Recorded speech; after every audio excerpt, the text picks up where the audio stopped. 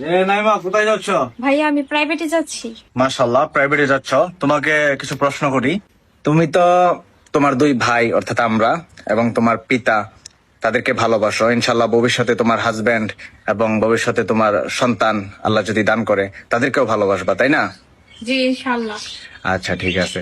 তো ভালো যেহেতু বাসো, তাহলে হয়তো এটাও চাইবা যে আমরা দুনিয়াতে ভালো থাকি, সুস্থ থাকি, সবসময় সবল থাকি, তাই না?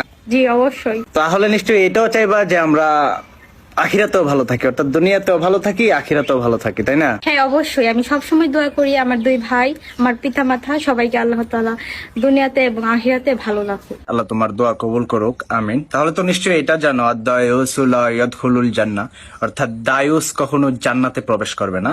আমরা আশা রাখবো তুমি সবসময় আমাদের উপস্থিতি এবং অনুপস্থিতিতেও সবসময় পর্দা বজায় রাখবা, পর্দা ঠিক রাখবা এবং ফাহাশিকে সবসময় ঘৃণা করবা।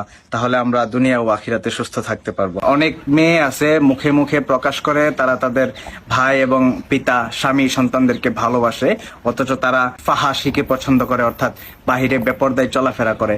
আমার মনে হয় কবরে থাকা ব্যক্তিগুলা যারা মারা গেছে, তারা যদি দুনিয়ার কারোর সাথে যোগাযোগ করতে পারতো, তারা হয়তো এভাবে বলতো যে আমার পরিবারবর্গকে বলে দাও, যেমন আমার মেয়ে, আমার স্ত্রী, আমার বোন, তাদেরকে বলে দাও তারা যেন পর্দা মেনটেন করে এবং ফাহাশিকে, বেহায়াপনাকে ঘৃণা করে চলে।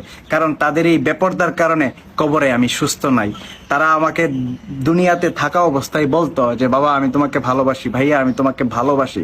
এখন কবরে এসে আমি বুঝতে পারতেছি যে আসলে সেই ভালোবাসাটা ফেক ছিল, মিথ্যা ছিল।